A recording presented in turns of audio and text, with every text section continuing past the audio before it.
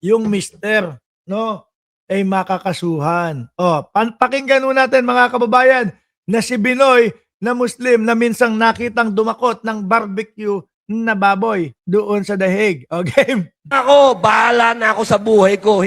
Yan. Okay lang ako, bahala na ako sa buhay ko.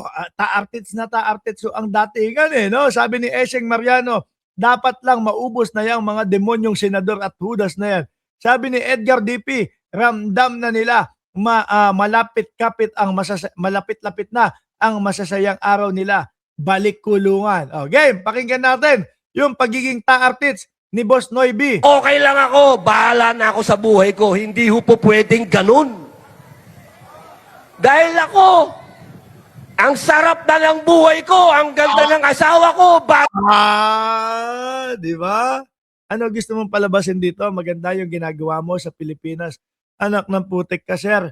No, simula yata nung naupo ka bilang senador, wala kaming nakita o naaral na maganda o napulot na maganda sa iyo. Isang beses ka namin nakita doon sa Senado, humihirit-hirit ka. Ang hinirit mo pa yung The Urge. Sabi ni Lolo Yul, aiding and evading the fugitive, kaya lang, Boss Mark, mahina ang kanyang English comprehension. Ayun lang po. Ay, game. Sabi ni Ann, bakit naiiyak na? Yun din napansin ko dito eh. Kay Robin Padilla habang nagsasalita eh. Tsaka yung gigil at iyak, di ba? Ang ganda ng asawa ko. Kahit silly ako, sabi, gagi si Batman. Oh. Kung ano-ano sinasabi ni Batman. Game! okay lang ako, bahala na ako sa buhay ko. Hindi ho po pwedeng ganun. Dahil ako, ang sarap na ng buhay ko, ang ganda ng asawa ko, bata yung asawa ko. Bata yung asawa ko. Oo ha, naku po. Pwede naman ako mag-artista, ang daming leading Oo naman. Totoo. Ako, isa ako sa sumusuporta sa pagiging artista po ni Boss Noybi, mga kababayan. No? Kapag kayong talagang yung mga pelikula ho niyan, mga kababayan, talagang pinalabas po sa mga sinehan. Papanoorin at papanoorin ko po eh. Doon sinusuportahan ko po siya bilang ta-artist, bilang artista po. Dahil hindi naman po talaga matatawaran ang galing po ni Boss Noybi sa pag-aartista. Lalo na kapag kayong mga utol kong hudlom. Pero kapag kadating sa Senado, tapos pagdating sa mga pagtatanggol pa doon sa mga inahagilap ng batas, mga wanted, hindi ko siya suportado doon, mga kababayan. Dahil ako ho ay naniniwala kung na si Bato de la Rosa ay totoong walang kasalanan at alam niyang ipagtanggol ang kanyang sarili, susuko siya ng maayos para harapin iyon. Di ba? Oh, Ma'am Neng Gigi, taga Canada. Kanina Canada pinag-uusapan namin dito eh. lady. Pero nagtitiis ako para sa inyo. Okay na. Titiis pala para sa atin si Boss Binoy.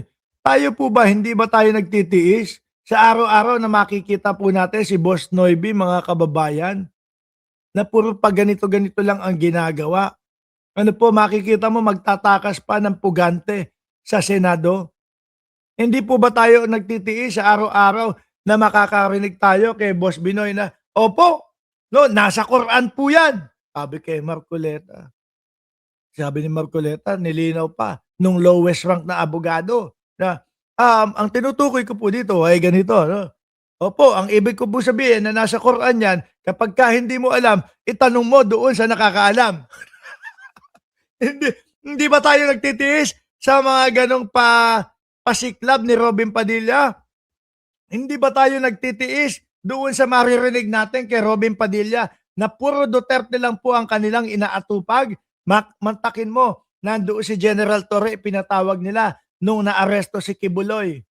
Ano sabi nila kay General Torre? Boss, kung sinabi lang ng bossing namin, ang tinutukoy na bossing ay si Duterte. Kung sinabi lang ng bossing namin, i-contempt ka, ikinontempt na kita. Abay gago. No?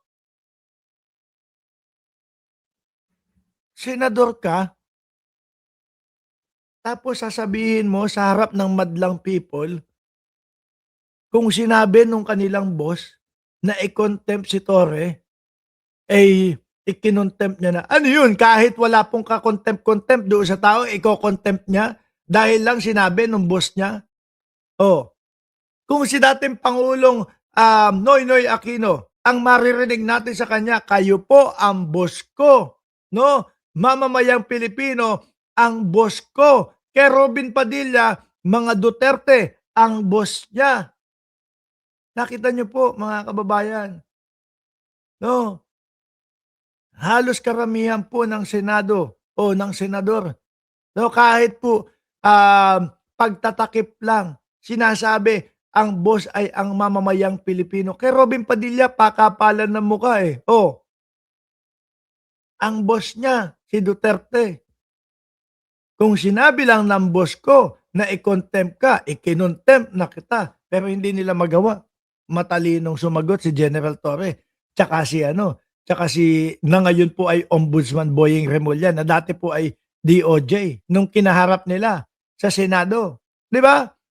Hindi po ba tayo nagtitiis din sa makita natin, Robin Padilla, tsitsaan lang po, kainan lang po sa Senado yung ipinunta doon?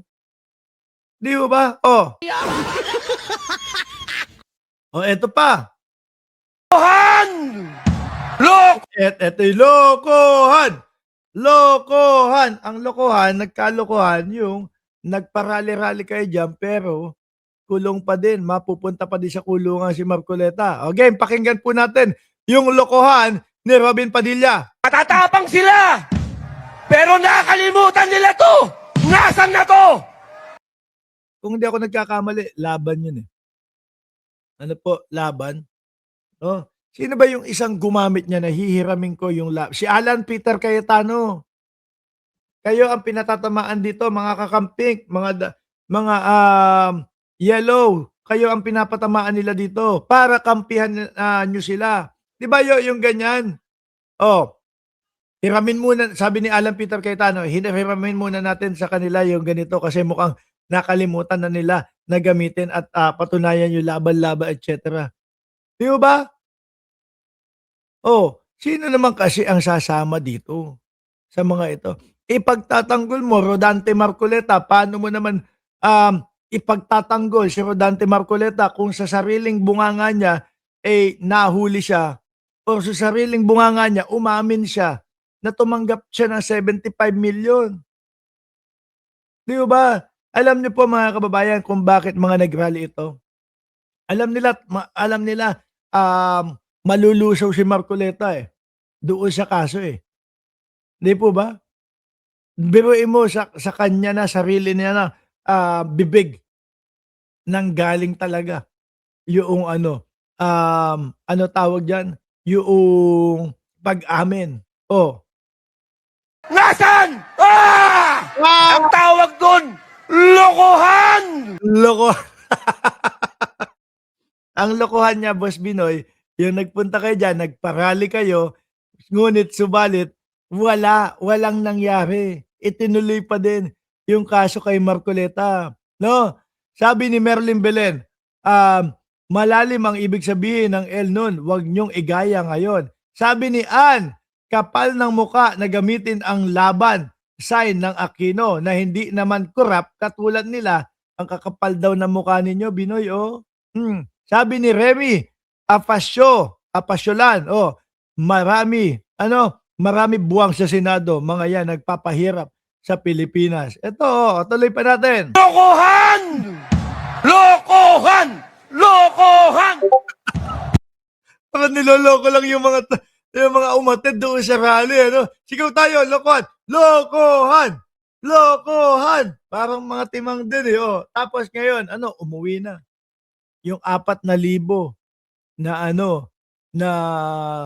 dumalo doon sa ikalawang rally. Sabi ni Lance Christian Baldanzo, L daw po for live selling o for live selling ni Alan Peter Cayetano.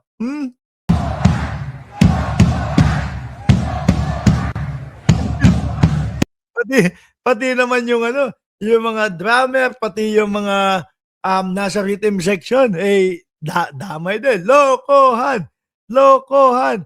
Nakita niyo po mga kababayan, ano po yung magandang sinabi ni Robin Padilla doon sa kanyang speech, parang wala naman, 'di ba? Parang wala. Ako, ang nakikita ko dito, kumbaga sa isang buo ni Robin Padilla, 1/4 lang yung nakasuporta kay Rodante Marcoleta at 3/4 niyan, mga kababayan, ay yung para sa sarili niya na. No, 3/4 niyan ay yung para sa sarili niya na, dahil po mga bossing, alam naman natin na isa siya doon sa malapit na din pong kasuhan ng obstruction of justice at makakasama diyan, tingin ko din, si Alan Peter Cayetano ho, mga kababayan. 'Di ba? Oh, 'yun talaga 'yan, eh.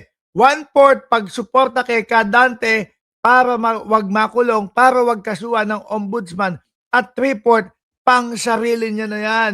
Dahil ultimo ho siya ay makakasuhan din ho, mga bossing. 'Yan talaga ang totoo diyan. Tingnan mo, yung batang si Solar Boy, bakit nandiyan? Yun 100% pang-sarili lang iyon, 'no? Lahat ng sinasamahan nun o lahat ng iniepala nun, ang dahilan lang po upang mapagtakpan at hindi sumambulat ng todo-todo sa mga Pilipino o matakpan yung 24 billion na, kinakaharap niya doon sa